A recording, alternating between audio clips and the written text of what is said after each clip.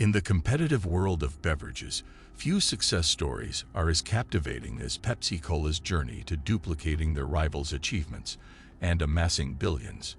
How did this once underdog brand manage to carve a space for itself alongside the industry giant?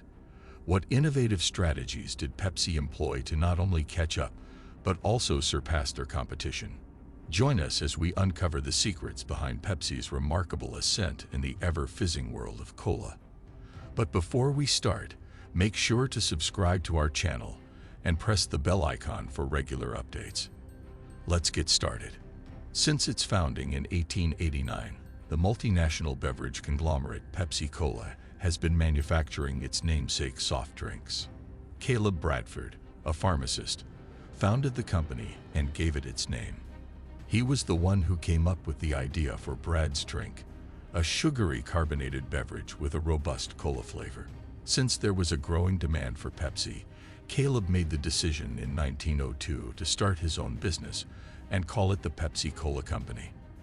After World War I, the company was confronted with a variety of obstacles, such as the unstable price of sugar and the failure of Pepsi Cola to remain in business. The first approach that Caleb used was to market the product as a digestive aid, but because of the Great Depression, this tactic caused the company to lose control of the market. After purchasing the business for $35,000, Roy Margell moved the operations to Richmond, which is located in Virginia. However, when the Great Depression hit, he was unable to make the company sustainable, and as a result, PepsiCo was declared bankrupt for the second time in 1931. In 1950, Charles Guth participated in the competition with the goal of establishing a flourishing new business that would later become PepsiCo. It took him little time to go to work, and he enlisted the support of a scientist in the process of formulation. In spite of the difficulties posed by narrower profit margins, the nickel radio jingle was the first to be broadcast across the entire country. It was also the first to be recorded in 55 different languages, and it was voted one of the most successful advertisements of the 20th century. As soon as Charles realized the importance of expansion, he began constructing bottling facilities all throughout the country and recruiting hundreds of people to work in those facilities. Pepsi continued to grow over the course of the subsequent 2 decades, and in 1950, Alfred Steele was promoted to the position of Chief Executive Officer of Pepsi. In 1985, Coca-Cola completed the acquisition of Pepsi, which highlighted the significance of advertising and sales promotions at the time. Pepsi subsequently became the dominant competitor, despite the fact that Coca-Cola's sales were still more than 5 times bigger than Pepsi's at the time. Coca-Cola was able to establish its dominance in the industry by employing 3 lines that were succinct yet effective. How can one hope to compete with a slogan such as that? Pepsi was confident in their ability to compete with Coca-Cola and claimed they knew everything there was to know about it. They came up with the idea to sell their product to younger people with the slogan Pepsi, the choice of a new generation, with the intention of appealing to baby boomers who were still young at the time. This transformation in the approach taken in marketing started in the early 1960s and was quite successful almost immediately. Pepsi introduced the world's first diet soda, which did not include any calories, in 1964. Pepsi also acquired the rights to make the Mountain Dew brand in the same year after purchasing those rights. PepsiCo was established as a result of a partnership between Pepsi and the snack food manufacturer Frito-Lay. The company had come to the conclusion that it needed to undergo some sort of transition in order to keep up with the ever-increasing demand for the items that it offered.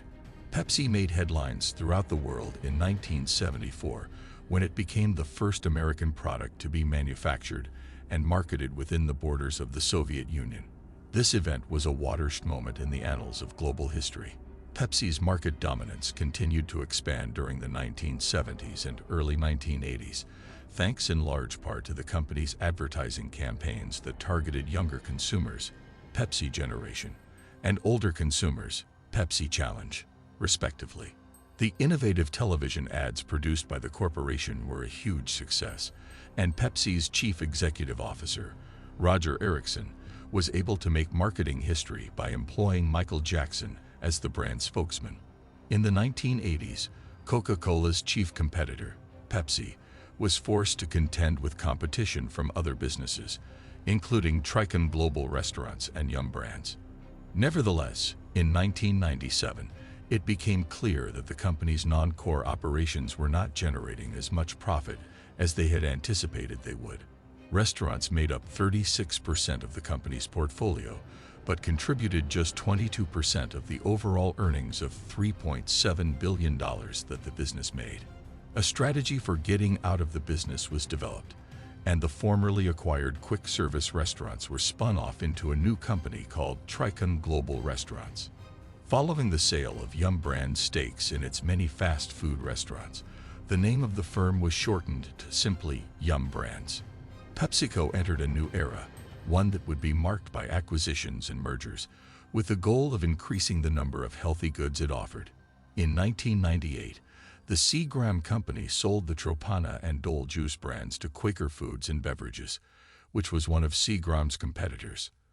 The company amalgamated with the Quaker Oats Company in 2001, resulting in the formation of a new subsidiary that was later given the name Quaker Foods and Beverages. In the early 2000s, PepsiCo's market share in Russia overtook that of the United States, making Russia the company's second biggest market after the United States. Russia is currently PepsiCo's largest market outside of the United States. After obtaining a controlling stake in Russia's most prominent juice manufacturer in 2008, PepsiCo established itself as the leading food and beverage firm in the Russian market. Since its launch in 1898, Pepsi Cola has grown to become one of the most well-known brands all over the world, and Pepsi has expanded in ways that its competitors could not have even dreamed of doing. Pepsi has had a long and dramatic history, which has been defined by its rapid expansion, celebrity endorsements, and varied range of products. It is possible to trace the success of the corporation to the extensive food and beverage portfolio that it possesses, which includes well-known brands such as Coca-Cola and Pepsi Cola. That's it for today. Please like and share our videos. Don't forget to subscribe to our channel and press the bell icon for regular updates.